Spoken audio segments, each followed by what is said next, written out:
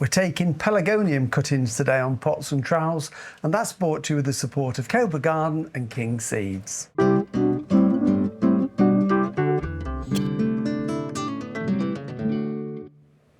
Hello and welcome to Pots and Trowels. Well, I'm in the greenhouse again today simply because it's blowing so much outside. It's a bit wild, so I thought I'd come in and do a few jobs. And one of the things I will be doing in the next 2 or 3 weeks is bringing the pelargoniums that are outside back inside for the winter. And I love the old varieties of pelargoniums, things with lovely variegated leaves like this one. This one is called a Happy Thought. This is an old Victorian variety. It does have a red flower, but it's grown mainly for this lovely sort of lime greeny yellow and darker outer part to the leaf.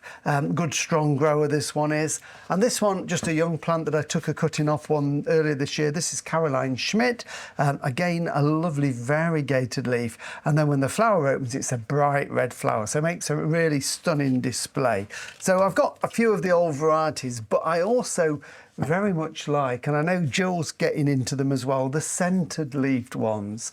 And this is a centred leafed one called Lady Plymouth, again an old variety. So it's got this cut variegated leaf, almost like a silvery grey and cream leaf, and it has very small delicate little pink flowers through the season as well. Got quite a strong aromatic leaf with that one. One of my favourites, and it's looking a little bit tatty because it's been outside all summer, is this one. This is Attar of Roses, so just a green leaf, and again when it's in flower, it's finished now, has pink flowers, but it has got the most amazing scent. This one smells like Turkish Delight, so imagine Turkish Delight in plant form, and this is it. So the scented ones are really good because you can use them in cooking and in recipes as well, and when they're in flower they're very attractive.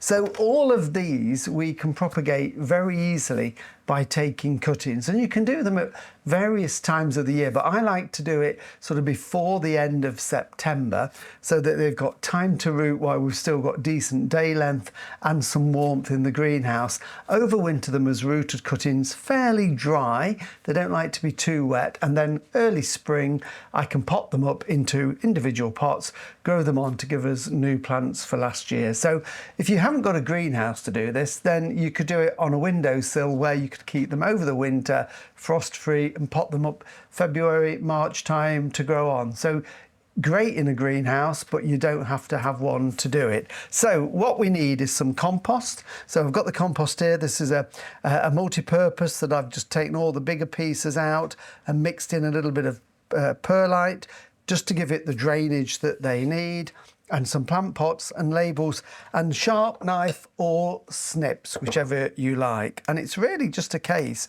of selecting some of the cuttings. Now, if we were taking a cutting, for example, of this one, Happy Thought, these are much stronger grain and we can see the long stems there. So I would take that as my cutting, or even shorter, maybe that. And I've already taken some here, as you can see, and inserted them into a pot. These were done just over a week ago, so they're going to be another 2 or 3 weeks before they start to root. But that's what a pot full of cuttings looks like. I'm actually going to take some off this one here, this Attar of Roses. So what we're looking for, these are quite short shoots here, so I'm just going to get my little snips, I think, to take them off, and we're just going to snip a piece off there. So that, quite short, but that will make a perfect cutting there, like that one. So I'm just going to take 3, so just select them from around. The other reason I like to do this now is lots of these types of pelargoniums we can cut back ready for overwintering them. So I'm doing it before we cut them back, and then we can prepare the cuttings. So very simple with this one. The smell is wonderful while we're doing this. So first of all, I'm going to just take off some of these lower leaves, and it's just sometimes easier just to use your finger to do that, your nails, and just pinch them off and work the way up. And what we want to do is just leave just one leaf and a little cluster there. It's also important that we take off these little fleshy bits just here down the stem, because they're what we call a stipule, and they will trap moisture, and then it can encourage the stem to rot. And then using your sharp knife, now I'm going to cut onto my finger. You could chop it onto a chopping board if you want to that way, so it's entirely up to you, but I'm going to cut it just below this leaf joint here. So this is where the leaf was. This area we call the node, and I'm going to cut it literally just about 1 millimetre below it. So a nice clean cut, and that is the important thing, a nice clean cut. So we do another one. So I'm just take the leaves off first, and then we can see what we're doing. That big one off.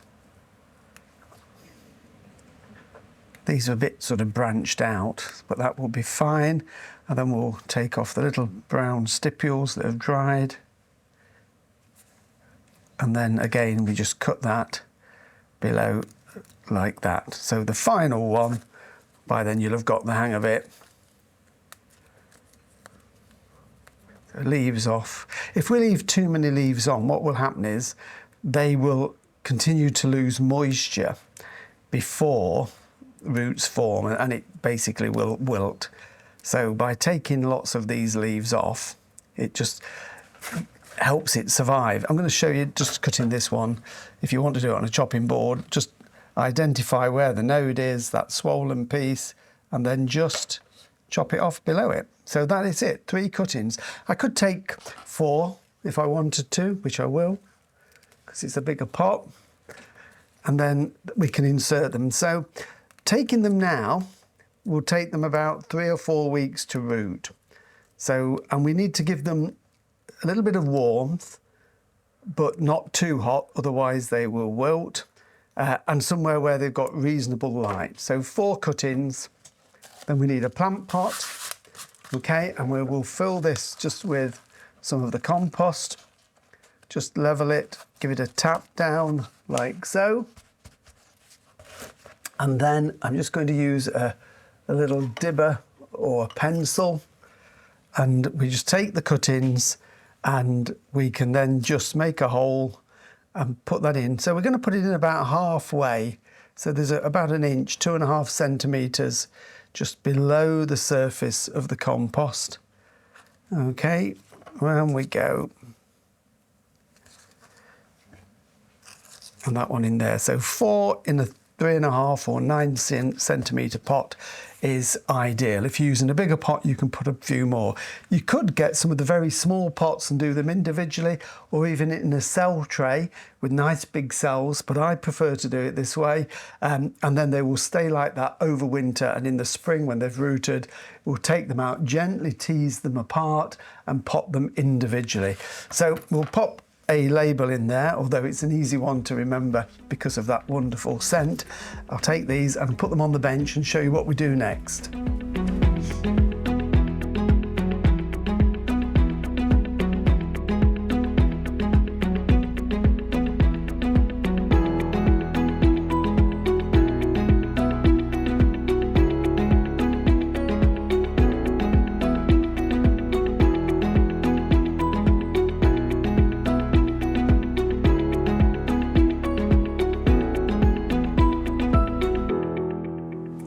Right, so they're the cuttings that I've already taken there. So I've got 5 pots of various types of cuttings there. So I've got them on my sand bench, which is moist, so that just gives a little bit of humidity.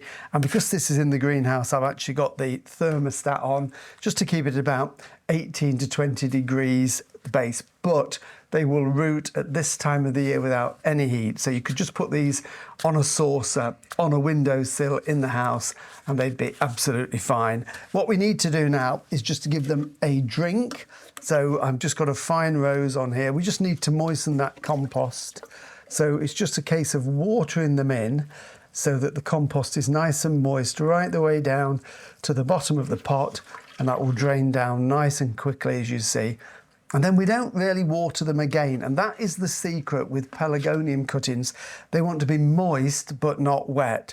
So while ever the compost has got some moisture in it, don't be tempted every day to give them a little bit more because they will simply rot off. So just keep an eye on them. If any of the leaves go yellow, you can pick them off. We don't want them in direct sunlight. If they're in bright sunlight, again, they'll dry out. So what you can do is maybe put a little bit of fleece over them and just keep them sort of on that moist side but not wet, and hopefully 3 weeks time little roots will start to form, and we can tell them because we'll just get a little bit of new growth at the top, and then it's a case of just keeping them ticking over through the winter.